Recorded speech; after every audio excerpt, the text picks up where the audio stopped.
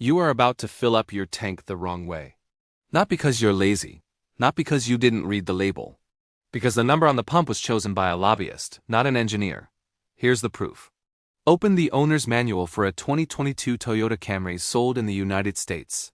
Toyota says regular 87 octane minimum. Now open the manual for the exact same Camry sold in Europe. Toyota says 95 RON minimum. That's the European equivalent of 91 octane in American terms. Same engine, same pistons, same compression ratio, same metal. Two completely different fuel recommendations. That is not a printing error. That is a decision. If you're someone who cares about protecting your vehicle with real facts instead of marketing hype, hit that subscribe button right now. It's actually shocking that over 95% of viewers don't subscribe, despite saving hundreds or even thousands from the information in these videos. Subscribing costs you nothing, but helps me keep bringing you content that dealers don't want you to see. And once you understand exactly why that decision was made and who benefits from it, you will never look at a pump the same way again. 3 experts looked at this. A mechanic with 54 years of experience, a master technician, and a mechanical engineer with published ESAE data. They reached 3 different conclusions. Only one of them is backed by the numbers. Stay with me, because the answer comes last. And if you skip to it, you will miss the part that actually changes what you do next time. Scotty Kilmer has been fixing engines since 1965. He has seen more blown engines and premature failures than almost anyone alive. And for years, Scotty has been saying the same thing about regular fuel in modern engines. It is not enough. Octane is not about energy. This is the part almost nobody explains correctly. Octane is about resistance to detonation. When your engine compresses the air-fuel mixture before the spark plug fires, that mixture gets hot. In a high-compression engine, it can get hot enough to ignite on its own before the spark plug tells it to. That is called pre-ignition. Knock is not just a noise. It is a shock wave hitting your piston at the wrong moment, from the wrong direction. Do it thousands of times across 100,000 miles, and you are looking at piston damage, ring wear, and a check engine light. Modern engines have higher compression ratios than engines from 20 years ago.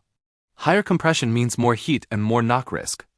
The 87 octane recommendation was engineered to make the fuel economy number on the window sticker look acceptable. Engineering Explained is run by Jason Fenske. Jason does not have opinions, he has test data. Every modern engine sold in America, since approximately 2005, has a knock sensor that listens for detonation thousands of times per second. The moment it detects knock, it signals the engine control module, which retards the ignition timing to a safer point. This protects your engine, but it costs you something. Retarded timing means the combustion event happens slightly later than optimal. Less pressure means less power. And to maintain the same speed, the engine burns slightly more fuel. A modern turbocharged 4-cylinder, running 87 octane instead of 91 in warm weather, will retard timing by approximately 4 to 6 degrees. That costs between 4 and 8% of peak power output. And it increases fuel consumption by 2 to 4%. Now do the math. If your car gets 30 mpg on 91 octane at $3.50 and 28.8 on 87 at $3.20, the cheaper fuel costs you more money per mile. The price difference does not cover the efficiency loss. You are paying less per gallon and getting less per gallon.